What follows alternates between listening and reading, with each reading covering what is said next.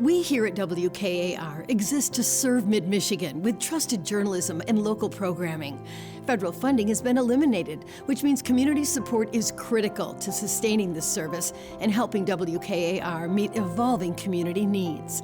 Your ongoing support ensures public media remains freely available and locally focused. Become a sustaining member or upgrade your current gift today. Sustain what matters. Build what's next.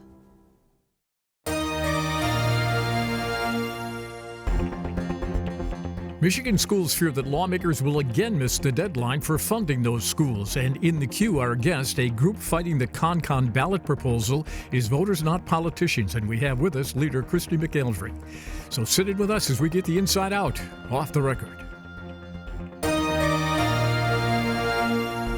Production of Off the Record is made possible in part by Bellwether Public Relations, a full-service strategic communications agency partnering with clients through public relations, digital marketing, and issue advocacy.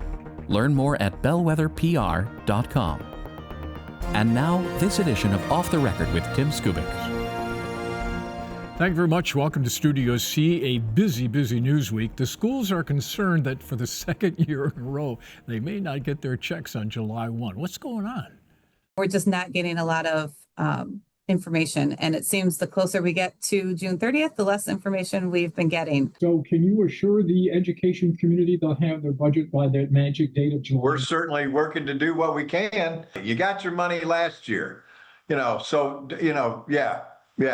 Calm down. Last year, Michigan schools got their K-12 budget on October 3rd, some 95 days after lawmakers missed a July 1st deadline. Is history about to repeat itself?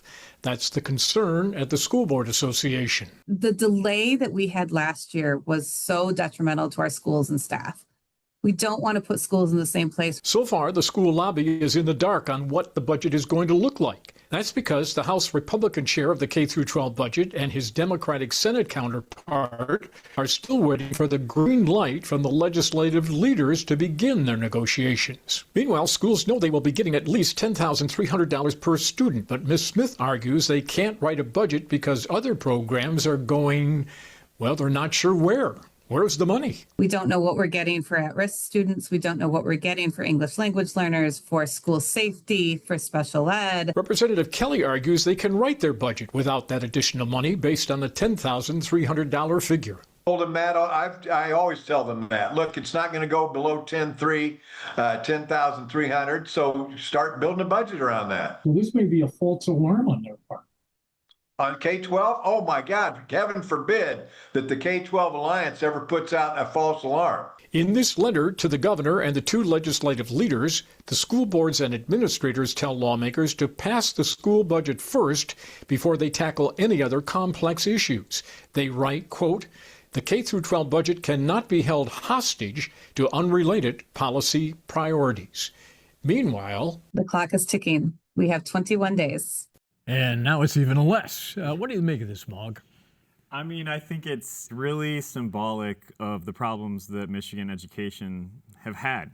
I mean, they don't know how to long-term plan anything for these schools. This is their fault? The lawmakers? I'm blaming the lawmakers. I'm not blaming the school system. I'm going after the lawmakers here.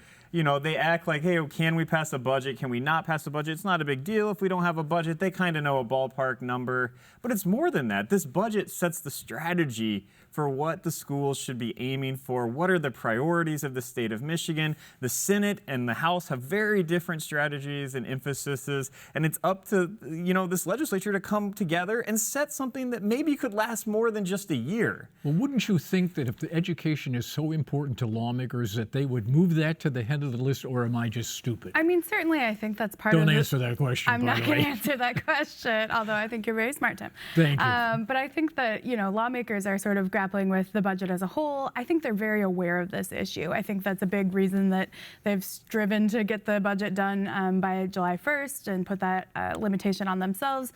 Granted, not necessarily one that they're abiding by on a regular basis, but this kind of tension between the budget cycle legislatively and the school budget cycle has always been there. This is certainly not the first budget year that schools have faced a lot of uncertainty.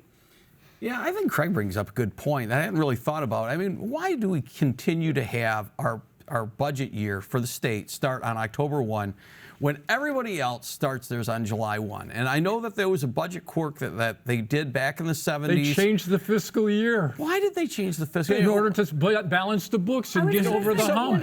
Yeah, it was a gimmick back in the days. And you got to wonder, can't we just roll that back? I mean, can't we just have our regular fiscal year at the state start the same time everybody else so they can feel the same budget crunch as the schools face right now, so they can feel what the cities and municipal leaders are going through?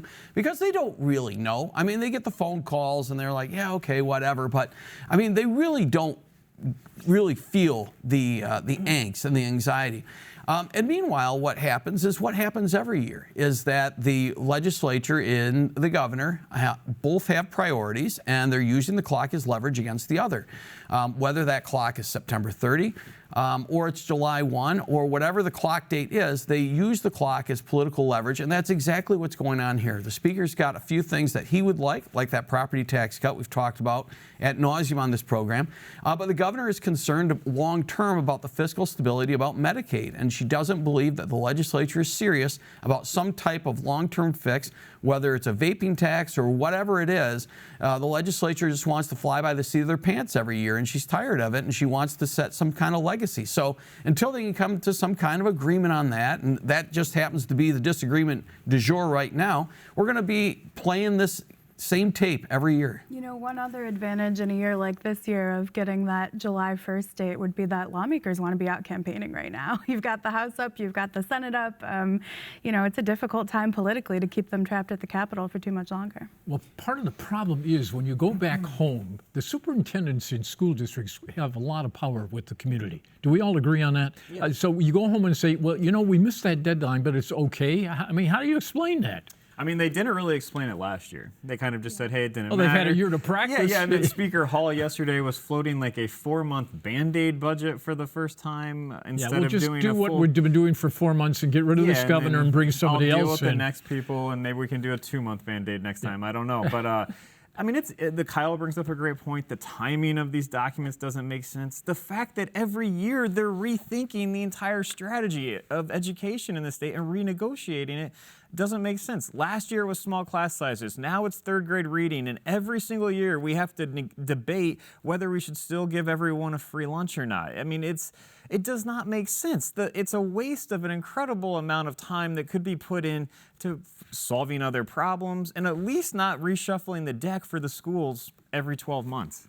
Yeah, it shouldn't be really that big of a mystery how much the school should be getting. It should almost be automatic at this point, shouldn't it? I mean, I know that there's a focus now on literacy and dyslexia and trying to make sure that kids read, but I think everybody's on the same page on basically everything when it comes to the K through 12 budget. I mean, there's nuances on how much we should give at risk and how much we should give special ed, but I mean, these are things that can be worked out fairly quickly, and I think that Representative Kelly and Senator Camilleri have shown that they can do that. It's just these big ticket items at the top that always that slows everything down. It's a bottleneck at the top right now. It's not the details at the bottom. I have a solution. The next governor of the state of Michigan, in the state of the state, delivers the school aid budget and says, folks, we got 2 months. Let's go to work and get this puppy done. Anybody like that? I don't see how that would have a negative impact on schools. Like I'm not endorsing your plan, Tim, but I don't see what the drawback of that would be, because it gives there is no drawback. It gives the schools time to plan, and ultimately that's what they need. You know, every couple months throwing out something they've got to implement in the next month, that is taking away from the idea of focusing on teaching these kids and improving an education system that is struggling in the state of Michigan. You don't like that idea? No, I don't have a problem with it. Okay. I think it's fine. I was looking for a positive feedback. No, it makes so much sense. It makes so much sense. I don't know how you could disagree with it. There you go. Very good. Because ultimately, I mean, this is the other thing that we should mention for viewers is why they don't do this is because the education budget budget is the bargaining chip that keeps everyone coming back. Which is exactly the reason to get it out of the way first. So it should be. It should be, but they don't do that because they want to keep the drama going. You guys want to talk about this? What is it? The Gordie Howe? What was his name? Moose Richard? Not a hockey fan, Tim? Oh yeah, I am. We had to lobby to get this story on the agenda today. But not hard. Not hard. I'm a soft touch. All right, so go for it. This is a call me when you're done.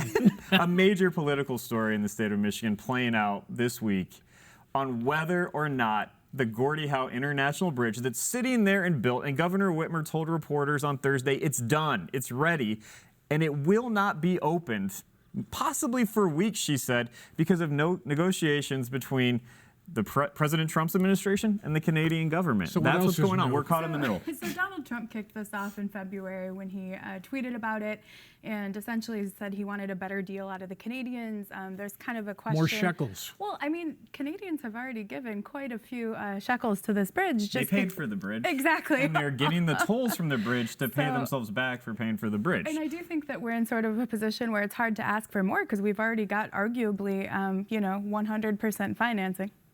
I agree with Emily. I mean, I just don't understand what Trump thinks he's going to get out of negotiating the bridge. We didn't do anything. Ishmael give two hoots about this story? I don't know. Well, they should. I mean, we've got a major international bridge that's just sitting there, and we're not opening it because Trump thinks he can extract something more out of the Canadians. The Canadians already built the thing for us. I mean, what more can we get out of this thing? We got a bridge for free. It points to kind of just the amazing division that can obstruct things from happening. I mean, this is a bridge that was built and is ready to be open. It will be a major trade corridor for the state of Michigan. It was negotiated already. It was negotiated during Rick Snyder's administration. It's sitting there ready, and now it's being blocked by disagreements, and there are larger things at play here between U.S. and Canada relations and trade overall. This is another bargaining chip that's been thrown in there. It is a story to watch, though, because if this deteriorates even further, that could be a major problem for the state of Michigan. Gary Peters for MSU presidency, Kyle. They're talking about it, at least in the interim anyway, and it makes a lot of sense in a lot of ways. For one, you get in somebody who would appeal, I think, to the academics, because he's got several advanced degrees, including one from MSU. He's got 5 degrees from MSU. Well, I think only one from MSU, doesn't he? Somebody told me it was 5. All right. Well, he does have 5 degrees, that's for sure. Yeah. And so anyway, he has at least one from MSU. We know that for sure. And he's a statesman. He's a Democrat. The board at MSU is 7-1. He's got a record of being able to work with people on both sides of the aisle, building consensus, not in a bombastic way, but in a way that can get things accomplished. And he could be the type of personality that can kind of smooth the MSU trustees, get them to work together, not create more divisions. And plus, he's got the gravitas of being a senator. And if he were to step down, which is the added bonus, the governor gets an appointment. If this drives that story, that's going to be part of it that does. Because if he leaves and there's a vacancy, she appoints whoever wins the August primary, right?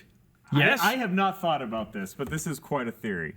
My mind is blown right now. I might have to leave now. Whoever wins the August primary for U.S. Senate gets appointed to the Senate and then runs as an incumbent. And they get seniority, too, over the other people. Exactly, and they can campaign, I'm your U.S. Senator, and I'm in there working for you. I have no idea if this will happen or not. I mean, it's definitely something that's floating around in the ether, but two potential pushbacks to this. The last time MSU had a politically linked president, it did not go well. Yep. And 2, we're hearing from everyone. We've got to depoliticize this university operation, and we're going to do that by putting a longtime politician in the seat. But Gary Peters is not John Engler. He's definitely not. John Engler is a walking lightning rod. Okay? Is he not? I think that one advantage. And I mean that as a compliment. Yeah, I mean, I think that one advantage that Gary Peters would have is that this is a super high-profile, public, high-criticism position, and he's used to that. He's a U.S. Senator. I think he's used to all eyes on him.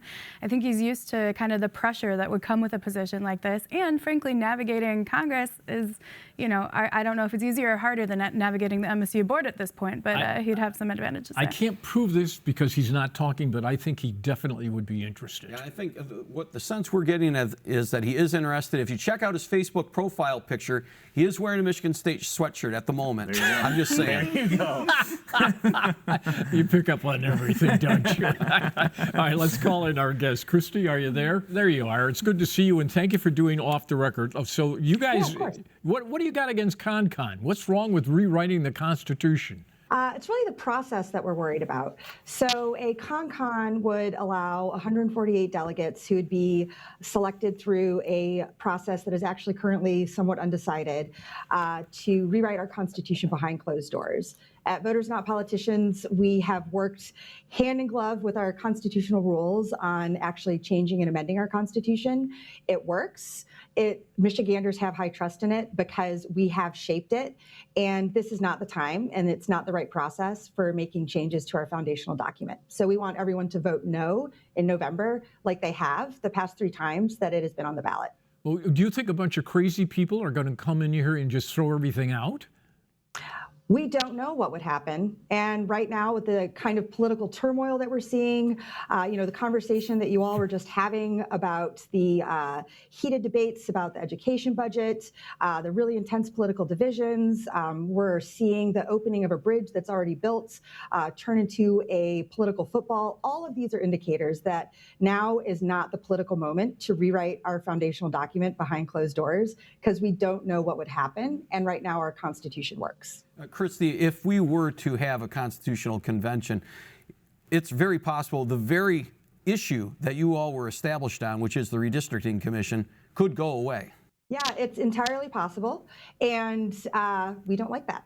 We think that the changes that we have fought for in our Constitution that were overwhelmingly approved by voters have proven to support the actual needs of Michiganders, and throwing that out because 148 people disappeared behind a closed door to make a decision on their own it's not the choice that we support. So we're urging everyone to vote no.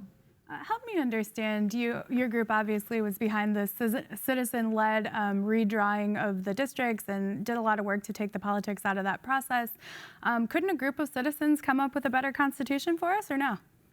We don't know if it would be a group of citizens. And what we want to see is the kind of public debates that we had for our citizen-led ballot initiative process. The main issue with the CONCON is that it would be happening behind closed doors, and we don't know who would be participating in it because that's still undecided. So we support public processes with citizen involvement. Our motto is grounded in our state's constitution's opening line: all political power is inherent in the people. In order to keep it that way, we want to make sure that folks vote no in November so that we keep debating our Constitution in public with public participation the same way that it has been debated since it was adopted in the early 1960s. What do you think of these proposals to overhaul the university boards, how attorney generals and secretary of states are nominated? I mean, they're talking about changing the university boards from something that's voted on by the voters and letting a politician, the governor, pick who's on these boards. Do you all like that? You know, Craig, I have not had a chat with my policy committee about these proposals yet. We've had our hands full pushing back on voter suppression, making sure everyone knows to vote no on the CONCON, and a few other projects. So I'll have a chance to review those when we get a minute to sit down with our policy committee and our members and talk it through. Generally speaking, we support as much public participation as possible in our decision-making processes, and I'll let you know if we take a formal position on the proposed changes. Yeah, but when you go into that meeting, what is your personal view? Do you think people should vote for the university boards?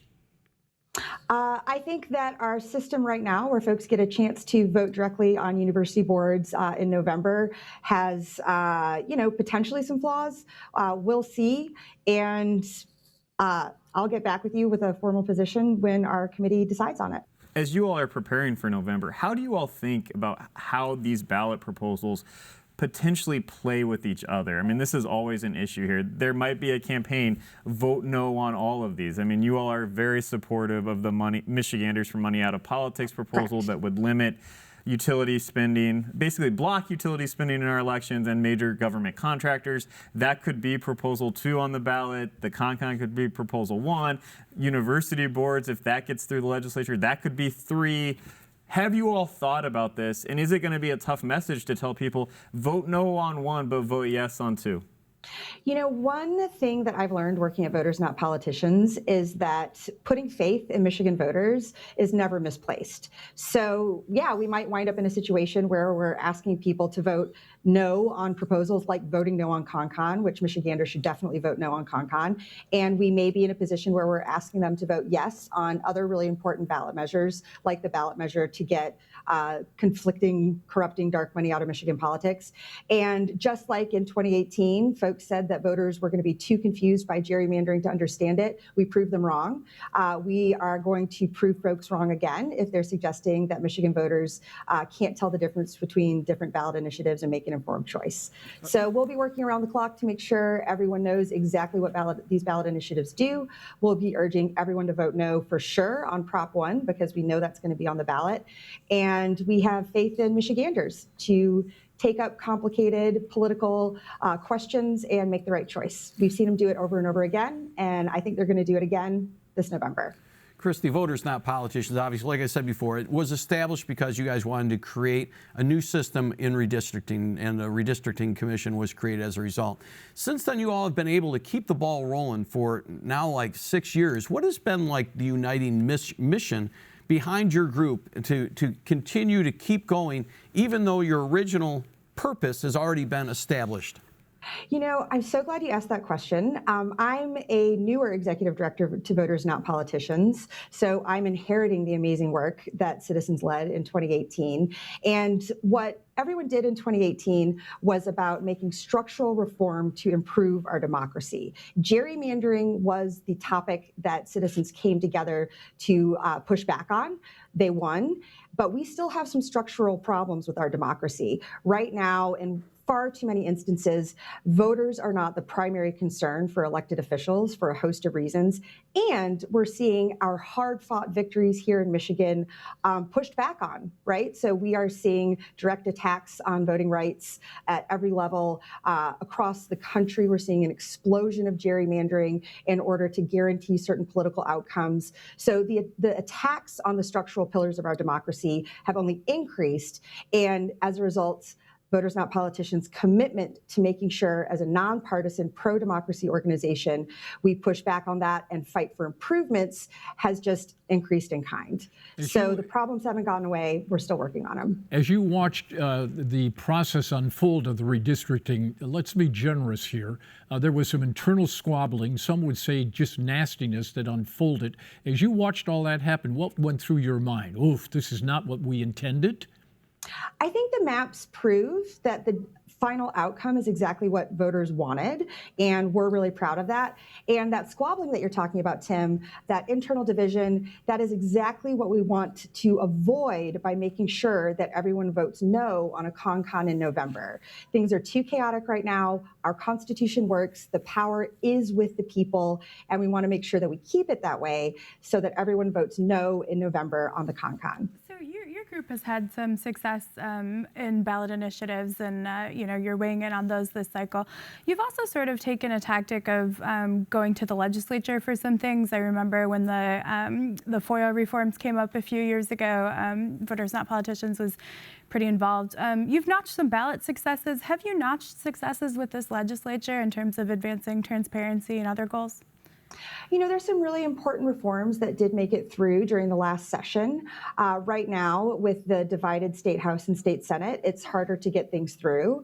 One particular piece of legislation that we supported that I think we need to expand on is the disclosure of artificial intelligence in political campaigning.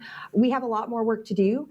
And right now, what we're focused on is making sure everyone votes no in November, and that we make sure that everyone knows our elections here in Michigan are safe and secure. We're working on election protection. And obviously, we are potentially supporting another ballot initiative should the Board of State Canvassers approve it. Do you think the legislature will ever subject themselves to FOIA, or does that take a ballot initiative in the future?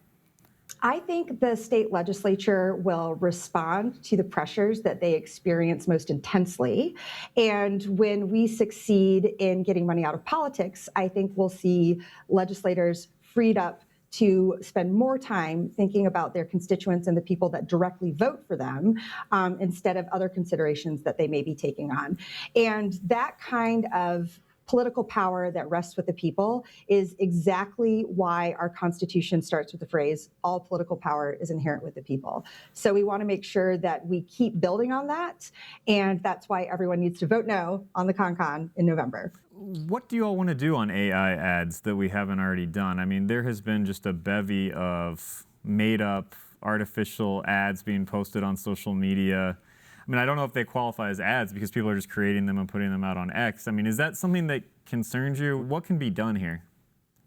I think that that is a question that we need to take very seriously.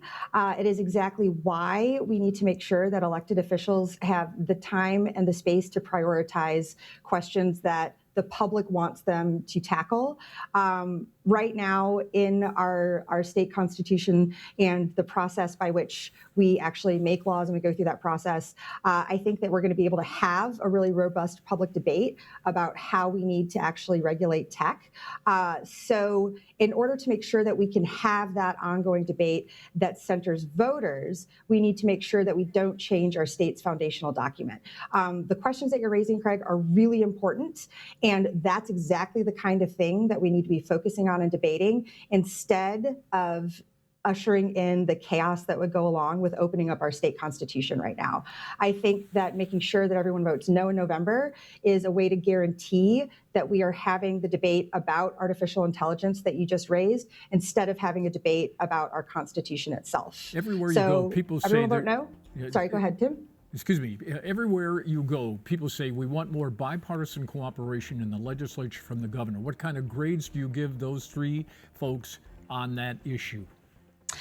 I think that the bipartisan support in this coalition to make sure that we don't open up our Constitution to all sorts of chaos is an indication of how we'd like to see the state legislature work. That wasn't my question. I'm asking you to rate the bipartisan cooperation of the House, the Senate, and the governor. I've been entirely focused this year on making sure that we are working on election protection. We've been pushing back hard on some legislation that would suppress the vote and actually undo really important voter expansion. I'm very excited to see that hasn't moved. Is there a particular reason why you won't answer that question?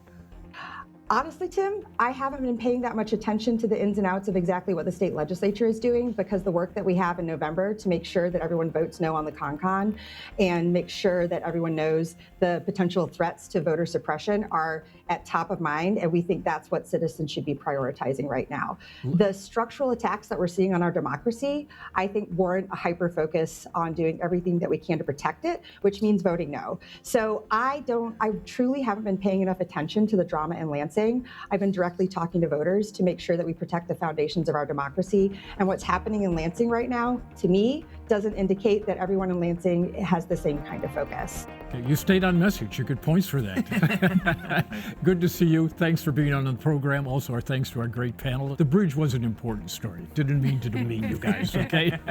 See you next week for more Off the Record, guys. Production of Off the Record is made possible in part by Bellwether Public Relations, a full-service strategic communications agency partnering with clients through public relations, digital marketing, and issue advocacy. Learn more at bellwetherpr.com. For more Off the Record, visit WKAR.org. Michigan public television stations have contributed to the production costs of Off the Record.